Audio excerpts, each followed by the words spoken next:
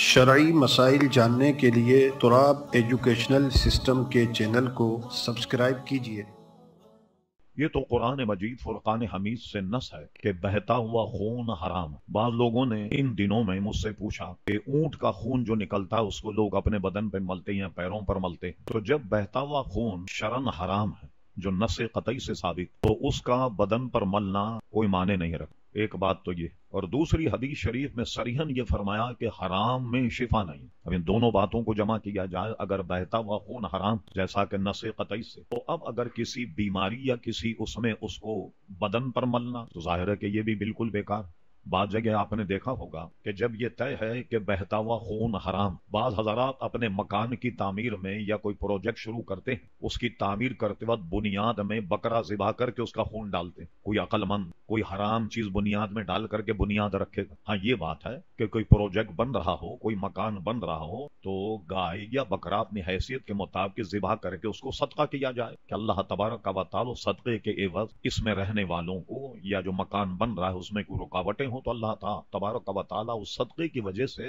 ان سب کا ازالہ فرمائے۔ لیکن بکرے کا خون بنیاد میں ڈالنا یہ صحیح۔ اس کے علاوہ ایک بات اور ہے کہ کوئی حرام چیز، کوئی طبیب یہ کہے کہ اس کے استعمال سے فلاں بیماری میں افاقہ ہو جائے گا، اس میں علماء نے یہ قید لگائی کہ وہ طبیب غیر فاسق متقی پرہیزگار، اس کا یہ تجربہ ہو کہ یہ خون بہتا ہوا، اگر مشہور یہ ہے کہ جو مفلوج علاقہ جس پہ فالج ہو جائے، کبوتر کا خون ملا جاتا کہ اس کے ملنے سے اس میں افاقہ ہو، لیکن وہ بھی طبیب متقی پرہیزگار اگر کہے تو اس کی بات مان لی جائے گی۔ اس میں ایک صاحب تقوی جو طبیب ہوگا وہ بے ضرورت کسی کو بھی حرام کا ارتکاب کرنے نہیں دے گا، لیکن یہ اس کے تجربے سے متعلق۔ بعض لوگ یہاں یہ حدیث پیش کرتے ہیں جو حدیث اورانا کے نام سے حدیث شریف میں موجود ہے، اس کی تفصیل بھی سن لیجیے۔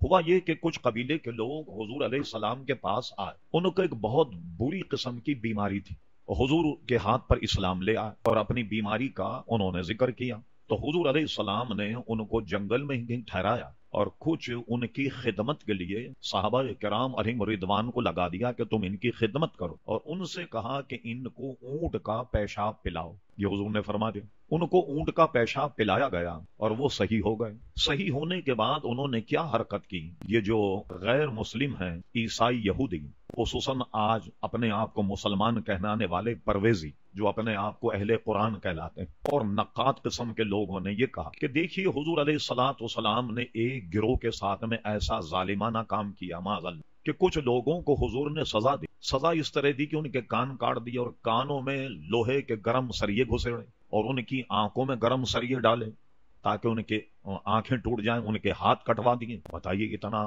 ایسی ظالمانہ سزا آپ کے نبی کریم علیہ السلام نے، اور آپ ایک طرف آیت پڑھتے ہیں وما ارسلناک الا رحمت للعالمین، اور ایک طرف آیت پڑھتے ہیں کہ حضور علیہ الصلوۃ والسلام تو بہت بڑے خلیق ہیں اور خلق عظیم کے مالک۔ ایک طرف تو حضور نے یہ ظلم کیا، تو اب اس کو تفصیل سے سنیں۔ اسی میں اس کا جواب، جب یہ حضرات ٹھیک ہو گئے، صحت یاب ہو گئے، انہوں نے شرارت یہ کی کہ جو صحابہ ان کی خدمت پر مامور تھے ان کے کانوں میں سریے ڈالے گرم کر، اور ان کے آنکھوں میں گرم کر کے سریے ڈالے، اور ان صحابہ کرام کو اس طریقے سے انہوں نے اذیت پہنچائی اور وہاں سے بھاگ گئے۔ حضور علیہ الصلوۃ والسلام کو جب اطلاع ملی تو آپ نے بہت ہی تیز رفتار گھڑ سوار ان کے پیچھے دوڑا، اور دوڑانے کے بعد میں مسلمانوں سے دوڑ میں کون آگے نکل سکتا تھا اس زمانے میں؟ اتنے چاق و چوبند مسلمان ہو، سب کو گھیر کر لے آئے۔ جب سب کو گھیر کر لائے تو حضور علیہ السلام نے جو انہوں نے صحابہ کرام علیہم رضوان کے ساتھ کیا وہی حال ان کا کیا۔ جو بات انہوں نے صحابہ سے کی،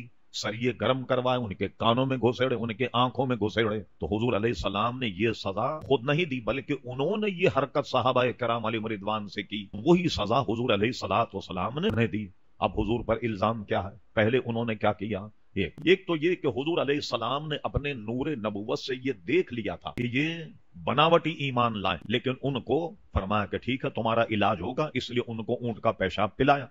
اب اس میں ہمارے فقہا اور محدثین بحث چل، کوئی اونٹ کا پیشاب پلایا تو اس لیے کوئی ناجائز یا چیز ایسی ہو تو اس کو گویا بطور دوا اگر اس کو پلا دیا جائے تو اس میں کوئی حرج نہیں، لیکن وہاں علماء نے یہ قید لگائی کہ متقی پرہیزگار حکیم اگر یہ کہے کہ اس سے اس کا علاج کر لیا جائے تو علاج ہو جائے گا، صرف اس آدمی کے لیے وہ علاج جائز ہوگا، دوسرے کے لیے جائز نہیں ہوگا، اس لیے کہ مطلق حدیث میں ہے کہ حرام میں شفا نہیں۔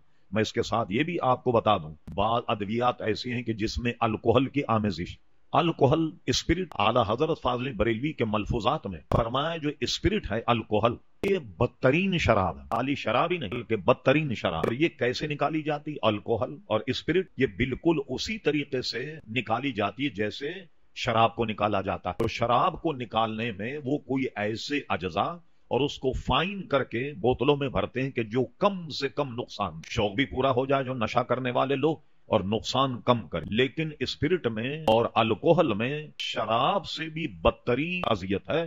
شراب پینے والا آدمی اگر 20 سال میں مرے گا تو اسپرٹ پینے والا آدمی 5 سال میں مر جائے گا۔ اس لیے ان ادویات میں جس میں کہ الکوہل کی آمیزش ہے اس سے بھی بچا جائے۔ اور لوگ کہتے ہیں بھائی کھانسی کے شربت میں الکوہل ضرور ہوتا ہے، آپ دیکھیے فری فرم الکوہل بھی ادویات، کھانسی کے شربت فری فرم جو ہے الکوہل وہ بھی آج کل ملتے ہیں۔ ایک بلا یہ چل گئی کہ سینٹ، بعض مفتیوں نے فتوا دے دیا کہ سینٹ لگانا جائے، میں حیرت ہوتی ہے کیسے سینٹ؟ بھائی وہ تو خالصتاً شراب، وہ تو اسپرٹ، بغیر اس کے تو جناب یہ سینٹ بنتا ہی۔ تو اب کیا ہوا؟ بعض لوگ کہتے ہیں جس جیسے ہم نے اس کو ایسے فوارے سے مارا، ادھر مارا، یہ تو سوکھ گیا، تو اب تو جب یہ سوکھ گیا تو سوکھنے کے بعد تو جائز ہوگا۔